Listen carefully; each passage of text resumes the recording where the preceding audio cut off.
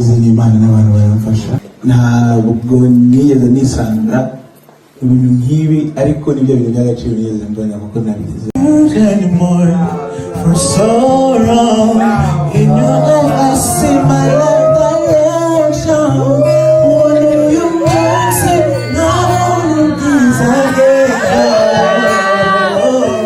I'm walking all over my angel kugukunda Face here.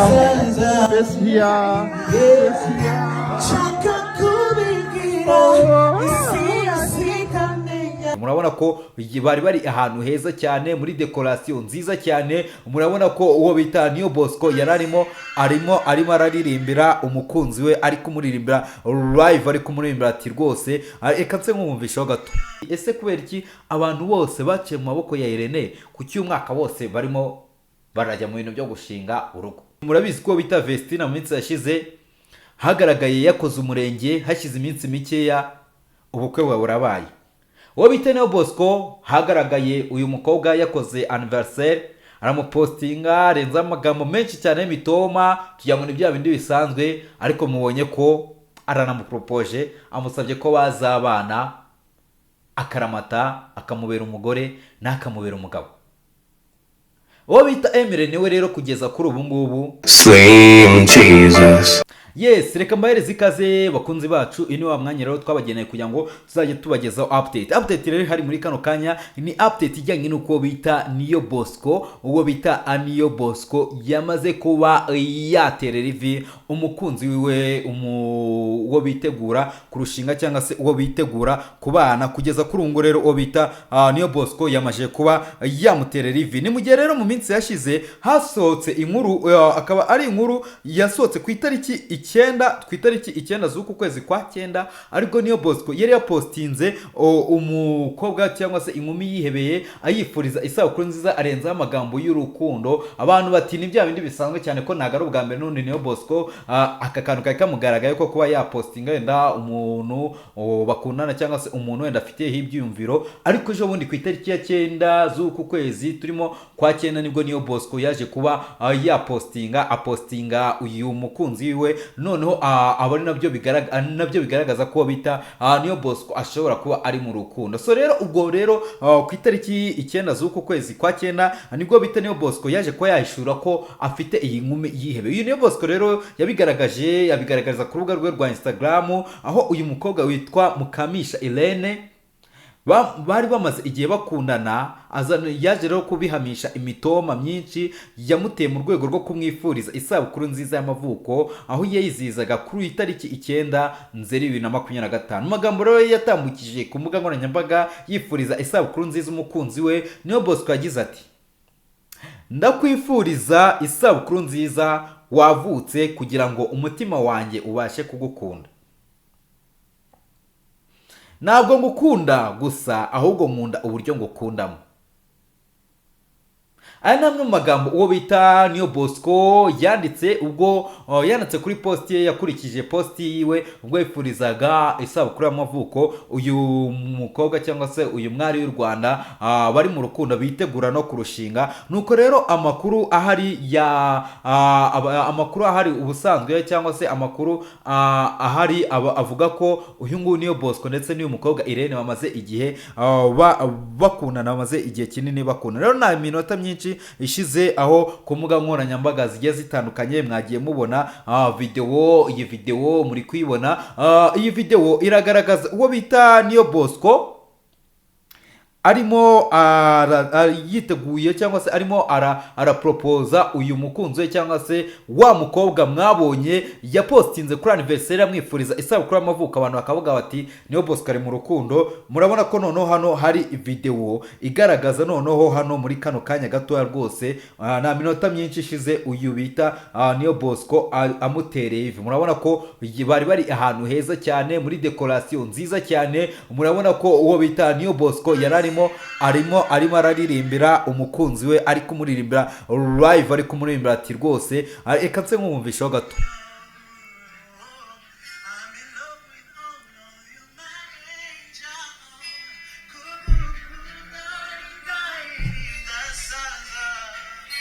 Yeah. yes muri kubyumva ko bita Niyobosco rwose ni umunsi udasanzwe ku buzima bwiwe.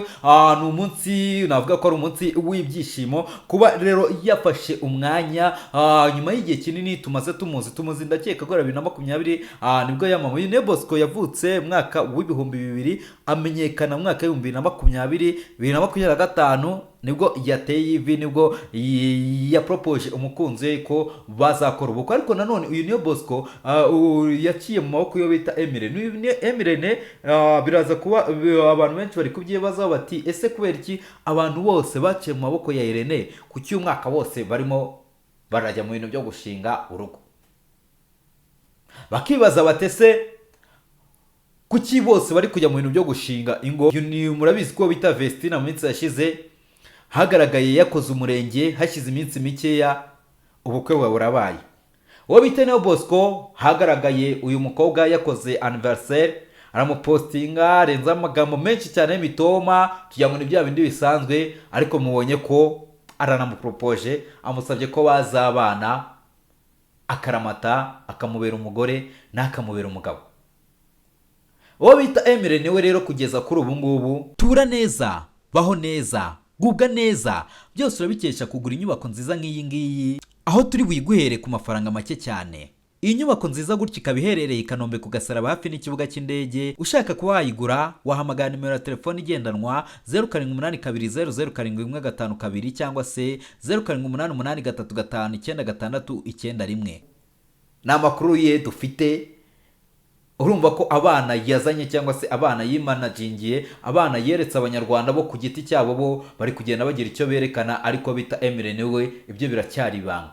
Nimba gahunda ari ya yindi agikomeje simbizi, ariko no kuvuga ngo ntago abivuga byinshi, ariko icyo uko byagenda kose maybe ko nawe mu minsi iri imbere ari ikintu ariko bategura. So rero iyi nkuru yuko Niyobosco yateye ivi abantu benshi bayirebye, abantu benshi yagezo yabashimishije, benshi kabisa bashesheje urumeza bitewe n'uburyo Niyobosco ni umuntu akunzwe n'abantu benshi cyane. Ariko nanone ni inkuru yatunguye abantu benshi cyane, kuko Niyobosco ni umuntu bitigeze bigaragara ko ari mu rukundo.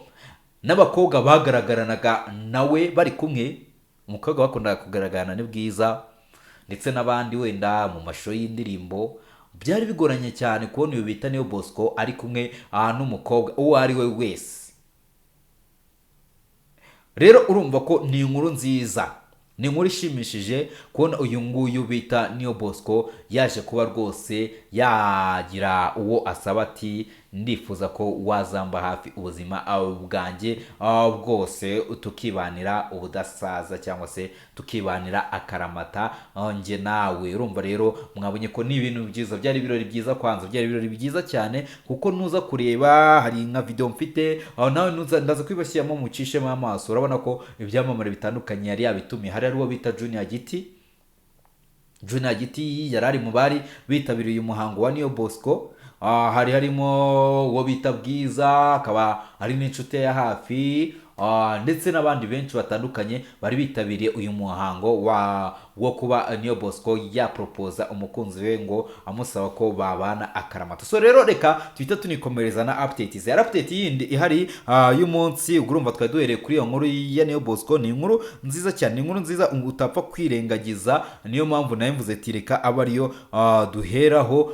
Reka rero twite dukomereza ku nkuru y'uwo bita Atereye ndetse n'uwo bita Babo. Atereye na Babo nabo rero inkuru yabo ihari ni inkuru yuko mu minsi yashize mwarumvishe ko habonetse ni namakuru mabi ko bita Atereye, aho yari yataye muri yombi. Bivuga ko n'ibintu bitandukanye barimo baravuga ko yarakurikiranyweho, ariko kuri ubu ngubu yaje kuba yarekurwa. Rero ubu ngubu nago agifunzwe, ariko nubwo yarekuwe nago aratangira gukora. Ntekereza ko mu minsi iri imbere kuko ubu ngubu yarekuwe, ariko mbese nagafunzwe. Murabizi ko abantu benshi iyo bataye muri yombi nyine urumva uko byagenda kose hari ukujya mu rukiko bigakomeza n'ibindi, ariko bita Atereye yaje kuba yarekurwa ubu ngubu akaba yagiye muri rehab, ndakeka ko mu minsi iri imbere rwose turi bwongere tukamubona yagarutse mu kazi, ibintu bikagenda neza cyane. Rero nuza kureba nanone izindi nkuru ziri hano hanze, turaza kuba twareba inkuru y'uwo bita Mutesi Jolly. Uwo bita Mutesi Jolly nawe yarikoroje hano ku mbuga nkoranyambaga, yarikoroje cyane. Uyu bita Mutesi Jolly hagaragaye ni video y'ubwe yishyiriye hanze aho yari arimo arazenguruka inzu yiwe. Ni inzu ngo amaze igihe kinini yubaka. Iyi nzu ya Mutesi Jolly ngo amaze hafi imyaka igera hafi imyaka 5 ari kuyubaka.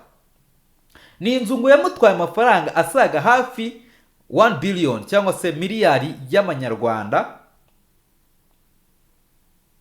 Akaba ari inzu amaze igihe kinini nyine ari kuyiruka agenda agira ngo ayuze niko navuga. Akaba ari inzu nanone iherereye aho bita ngo za Kibagabaga. Inzu rero uwo bita Mutesi Jolly yaje kuba yerekana cyangwa se amakuru y'inzu uyu Mutesi Jolly yubatse. Abantu ni bari kubivuga rumwe bati uyu muntu akora iki, ese akora kaye kazi gashobora gutuma yubaka akuzuza inzu ingana gutya? Abantu benshi bari kubyibaza batese koko umuntu ari abantu bagira amafaranga angana kuri, ariko mu by'ukuri amafaranga bita Mutesi Jolly yo we arafite. Hari n'abari kuvuga bati ahantu ari kuyakura ni kwa Lugumi, cyane ko mu minsi yashize byagaragaye ko bita Mutesi Jolly yari ari mu rukundo n'uwo bita Lugumi Saidi. Uyu Lugumi Saidi akaba ari umumiliyoneri cyangwa se umumiliyareri, sinzi umumiliyaderi akaba ari umwe mu bakire bakomeye muri Afrika. Uyu rero Lugumi Saidi byagaragaye hajya amakuru menshi, haza ibimenyetso bitandukanye bigaragaza ko uyu nguyu Mutesi Jolly bari mu rukundo, aho bagendaga baterana imitoma mu dupost mu comment. Rero mu minsi mike rwose nyuma yuko wabita Mutesi Jolly agaragaje ko ari mu rukundo cyangwa se urukundo rwe na Lugumi Saidi rugiye hanze, hahise hajya hanze n'inyubako y'akataraboneka ya miliyari zirenga z'amanyarwanda yashoweho kuri iyi nyubako. Abantu bakaba bari kuvuga bati uyu se yaba yarayahawe n'uyu Lugumi, cyane ko ari umuntu ufite ngo amafaranga menshi cyane ko yicururiza ngo intwaro, acuruza intwaro. Rero ubwo urumva ko aya mafaranga yubakitswe kuri iyi nzu cyangwa se yakoreshejwe kuri iyi nzu ni amafaranga make cyane ko bita Lugumi. Ni amafaranga make cyane ashobora kuba yakorera. Abantu rero bakahita banibaza batese kubera iki mu minsi yashize hagiye inkuru yuko uyu bita Lugumi yaje mu Rwanda, ariko hashira amezi atagera kuri 3 wabita Lugumi Saidi asubiye mu gihugu cy'iwabo. Mutesi Jolly akahita hajya inkuru yuko inzu yujuje inzu ya miliyari. Ese Lugumi yabari yaje guta iyo nzu mbere yuko abanyarwanda cyangwa se abakunzi ba Mutesi Jolly tuyita? Ntawamenya, ariko uko byagenda kose wowe komeza udukurikirane, tuba turi hano kugira ngo tubahereze update. Na rimwe rero muzigira mucikwa n'ibyiza byinshi tugenda tubageza uko bwije nuko bukeye. Tuba turi hano kugira ngo tu-updating akantu ku kandi. Mbibutse kuri filime bita Why Me Series. Niyo mpamvu tuba twambaye zino t-shirt, tuba tugira ngo tubibutse ko hari na zimwe muri filime tuba turi kwamamaza, mugomba gukurikirana. Nimba mudukurikirana nazo muzi kurikirana yo bita Why Me, ndetse hari niyo bita ngo Uziki Series. So rero ubwo urumva rero amwe mu makuru yarahari naye ngaya, amwe mu makuru twari twabageneye kuri uyu munsi. Ariko nanone nago nasoza n'ubundi nabibukije cyangwa se nagarutse kuri zino nkuru zigiye zitandukanye.